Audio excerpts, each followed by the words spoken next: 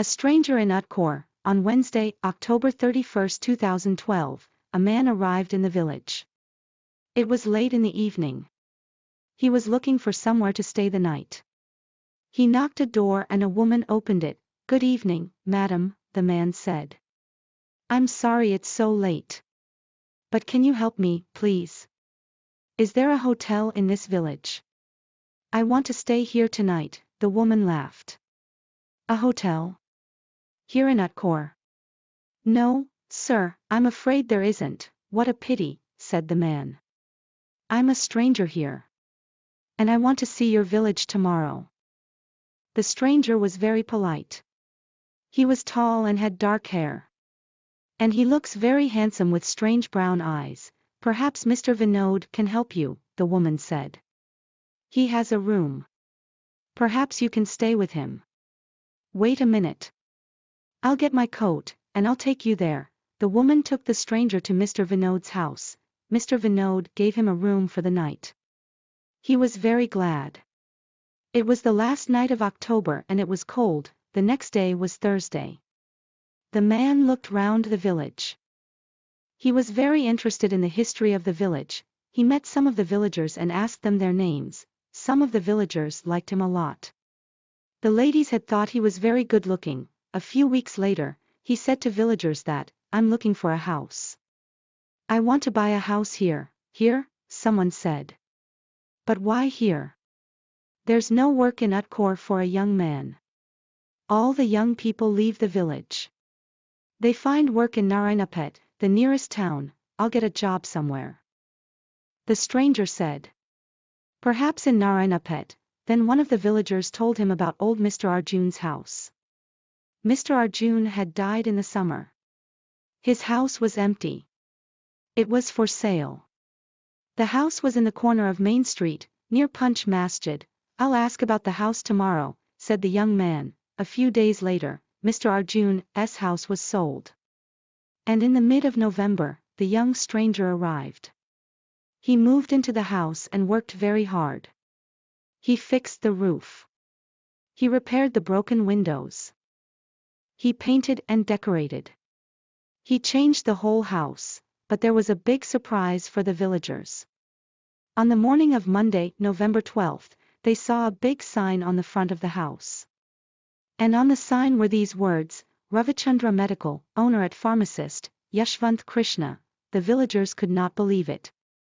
A shop in UTKOOR, everybody talked about it. There was once a medical in UTKOOR, but it had closed 20 years ago. Some people wanted the shop, but others did not. The villagers met in the evening in the village hall. Everybody was there. Everybody was interested in the new shop. "Medical is a good idea," someone said. "We need a medical in our village. We won't need to go for medicines to Eng-Viet." Then Mr. Vinod spoke. He liked the stranger, Yashwant Krishna. "I agree," he said. "A village medical is a good idea. It's too quiet here. UTKOOR needs a medical." "Nonsense," said Miss Arundhati. She was the village schoolteacher. "Eng-Viet is not far away. There are lots of medicals there." Soon everybody was shouting. Then Mr. Yella Reddy spoke. He was a very big man, with a loud voice. "Listen, everybody," he shouted. "We've never had trouble in this village before. We have always been quiet and happy. Now this shop is causing trouble." "Let Mr. Yashwant speak," someone said. "It's his shop. Let him speak." "Ladies and gentlemen," said Yashwant. "I don't want to cause any trouble. I'm still a stranger in your village. But I want to be one of you. I want to be your friend. I like the people of UTKOOR." He smiled and a few people clapped. They liked him. "In our pharmacy you can get medicines. Our pharmacy responsibilities include checking and dispensing of prescription drugs, providing advice on drug selection and usage to doctors and counseling patients in health promotion, disease prevention. Everything will be cheap, I promise." Everybody was listening carefully. All the villagers agreed. Everyone in the village was happy with Yashwant's new medical pharmacy. Opened on Monday, December 3, 2012. Soon the shop was busy and Yashwant needed an assistant. The new assistant in the pharmacy was Aravind. He started work in late January. Yashwant kept his promises. Medicines at the shop were good and cheap. How does he do it? Asked Mr. Vinod. I cured my tonsils with your medicines. And they're cheap. I never go to Narayanapet now. The other villagers agreed. The medical now seems to be in success and YSH seemed happy. He paid Aravind with good wages. Sometimes his friend, Raju, helped at the shop and YSH gave him money too. YSH lived alone, in a flat above the shop. Now he was very popular in the village. After a few years, in 2015, his parents arrived. He led a happy life with his parents. His mother Bharati, AMMA, is a very good person, shows love and affection. YSH always says, the good life is built with good relationships. Bharati, AMMA, started a new business. The darkroom darkness is all around us and for half of our lives we live in it and with it. Yet darkness brings fearful and sometimes macabre feelings forth as we encounter it. It permeates our hearts and souls in our emotional states. It is used to describe the future of things to come for those with less positive outlooks to life. It sometimes carries a negative connotation in descriptive terminology. Even physical darkness brings fears to many who encounter it. Children fear the boogeyman and adults just fear what they can't see and understand without the light of day. But darkness can be an important part of life. Nocturnal creatures rely on darkness to seek out their existence safely, and humans rely on it to sleep and recharge for their future lives. For Roger, an average human being in our world, it was a means of fulfilling his hobby. A hobby that keeps him alive, well and productive in his golden years. Working in his darkroom developing photographs is the long-lost art that technology has destroyed, but Roger refuses to forget about. The door into the darkroom gave the entrant a cold industrial feeling. Roger always imagined entering a bomb shelter whenever he opened this door leading into his darkroom. He built this room in his home, and for most of his adult life he developed pictures in it. Being retired and all alone in his life, this room was his sanctuary. Since the death of his wife, and no other family nearby to visit, the dark room became his comfort zone. The lowly lit entrance was the portal into the colliginous work area where chemicals, utensils and supplies sat in abundance on shelves.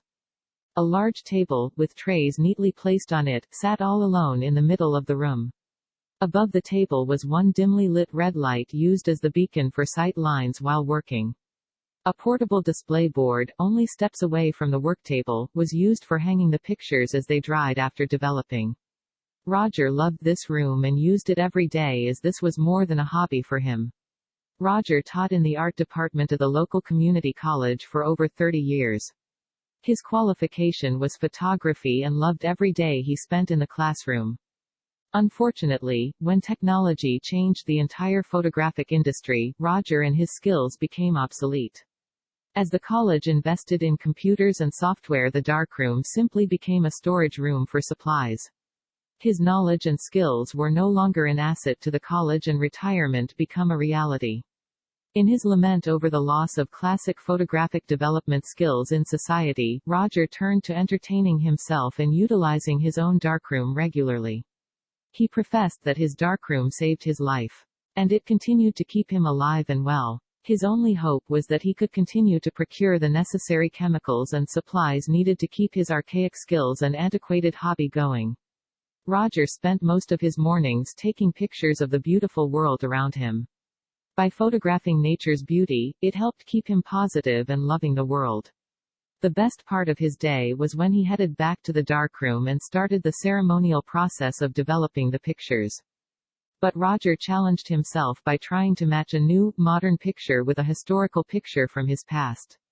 Since he had a collection of photographic negatives and pictures from the past 50 years, he had quite a collection to choose from. His goal was to match a new picture with a picture from his past and create a visual story through a collage. Most of the time the pictures showed a great contrast in life over the years, but occasionally they also showed not much had changed at all. One sunny bright summer day Roger took one particular picture for fun. He was quite a skeptic about young people today, insisting they are soft and incapable of completing tasks without assistance. Basically, he believed young people were pampered and needed too much stroking to get by in life. When Roger saw a young boy getting a participation ribbon from his soccer coach, he found it was humorous and took the picture. The boy was so proud, smiling brilliantly with his chest pushed forward, brandishing the ribbon with pride. The picture turned out better than he anticipated, so Roger decided to look for an old picture of himself, as a youth, and compare the two in his latest collage. The search took quite a long time as Roger went back many years into photographs but managed to find a whole series from his athletic youth. Many pictures included Roger receiving awards and posing with trophies, medals and ribbons of athletic achievement and success. But as he searched back in some even earlier photos, when he was much younger, Roger found some contrasting images. He forgot about the earlier days in his athletics when he was just learning a sport or just playing for fun. He came across several photos of himself with friends and many with his parents at the soccer pie.